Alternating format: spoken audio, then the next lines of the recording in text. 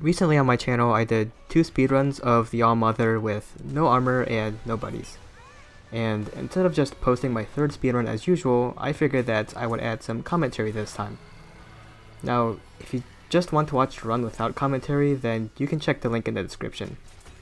But if you do want to watch one with my commentary, then let's jump right in and see how I beat the Allmother in 9 minutes. So the first thing we need to deal with is Ibushi, but before I begin, I would like to mention that these naked Allmother runs that I've been doing probably wouldn't have happened if Gaijin Hunter and his daughter didn't do this challenge themselves, and challenge the community to do the same thing. So thank you, Gaijin Hunter. Well, anyways, we just grabbed the 3rd water bug and we buffed ourselves up with Demon Drug and Might Seed.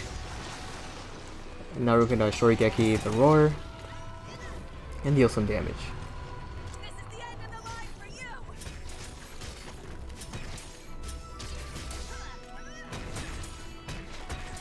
Now, I am gonna aim for these wind sacks on Ibushi's arms, and that's gonna help us get a topple a little later. So Ibushi's gonna roar again, we can just counter that with Shorigeki. And now we're on to the phase 2, so now we get to shoot some rocks.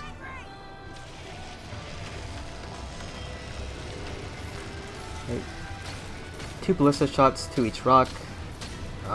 Will make the rocks explode and deal 300 damage, which is very nice. And afterwards we can shoot Ibushi himself. Could get a knockdown here, which we do.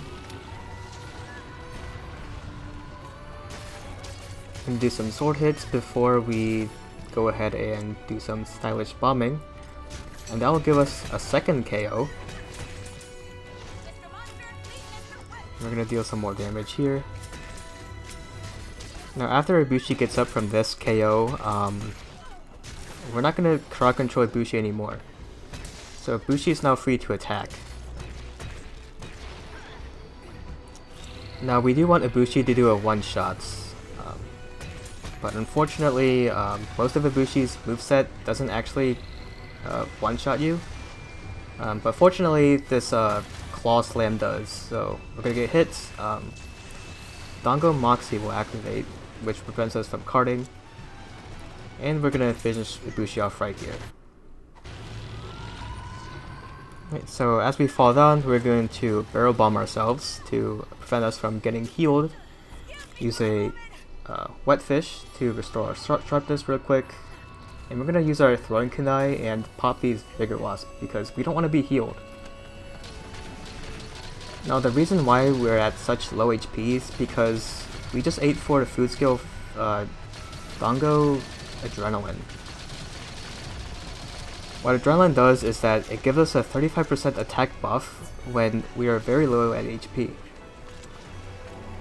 And that's obviously a huge buff to attack when we have no armor. And that's gonna help us get a sub 9 minute time. Sub 10 minute time. So we just grabbed a Mud Beetle and a Fire Beetle. We'll use those in a little bit. So there is a small caveat to adrenaline runs like this. I cannot take any more damage here, right? Because if I take damage, I'm gonna die, obviously. So obviously I cannot be hit by Narwa herself, but I also can't guard any attacks, and I can't counter with Shorigeki anymore, unfortunately. And that includes the bombs. The only thing we can counter now are Narwa's roars, and spoiler alerts, we don't get any of that, so that's a little unfortunate, but the 35% attack buff is definitely worth it, in my opinion. Alright, so after dealing enough damage to Narwa, we're moving on to phase 2. So we're going to buff ourselves up a little bit with Might Seed and Demon Powder. Now I wait before I use the machine gun because sometimes those thunderbolts will hit you if you're using a machine gun, which obviously would end the run, so just be a little patient there, make sure I'm not going to get hit. So in this Dragonator spin, I decided to use the Fire Beetle because there really isn't anything else I'm doing right now. So I might as well use it, right? So once we move to the center, we can deal damage to Narwa and give us a knockdown. And we can punish that.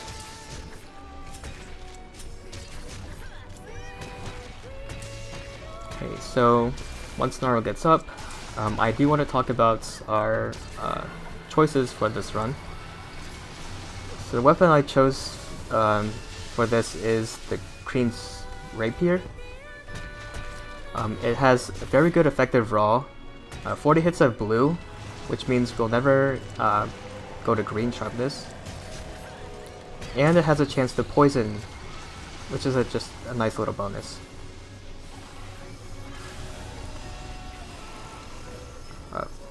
For food skills, we chose Feline Booster, obviously. Feline Booster would give us plus 10 attack for 10 minutes. We also ate for Moxie, which prevents us being one-shot, which we used earlier on Ibuchi's little slam. And Feline Adrenaline, which I mentioned before. As for the third Dongo, it doesn't really matter. I just picked Feline Rider. Sorry, Dongo Rider.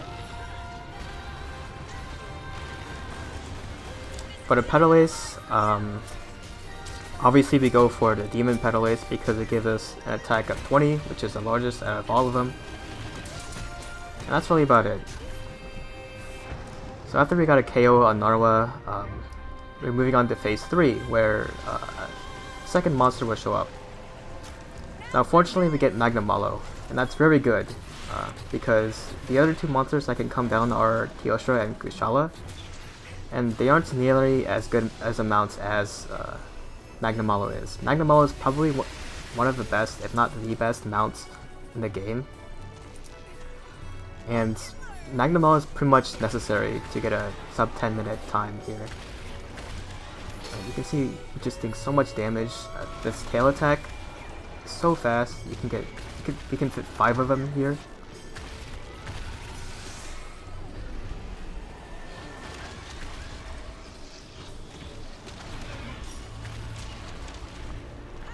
Right, so that's Magnamalo. Very good that he showed up.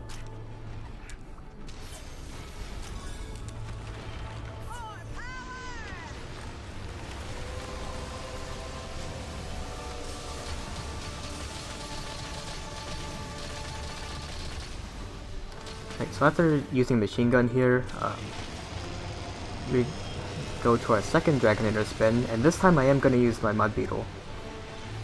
Mud Beetle works like Mud Claw in Iceborne, and it's not very useful right now. I'm going to deal as much damage as I can. We're not going to get the knockdown now, but with the Machine Gun, because Narwa is water bladed, you can see that each bullet is doing 19 damage. Typically, if you shoot the head, it'll only deal 16 damage. And that's actually enough damage to knock down Narwa again.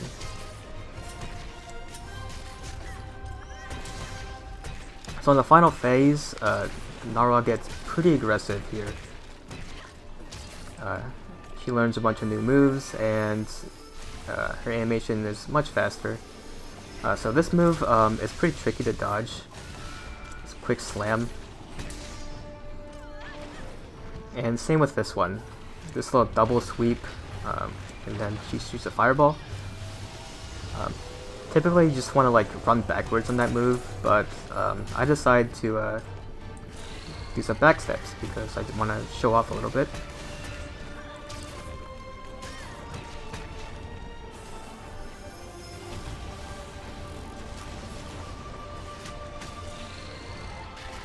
Now, Narwa is pretty aggressive, but I need to play aggressive too because I'm at the 9-minute mark. You can see I equip my throwing kunai because I want to deal as much damage as I can. Maybe get a kunai kill, but after a falling shadow and a falling bash, Narwa is defeated in 9 minutes and 25 seconds. Amazing.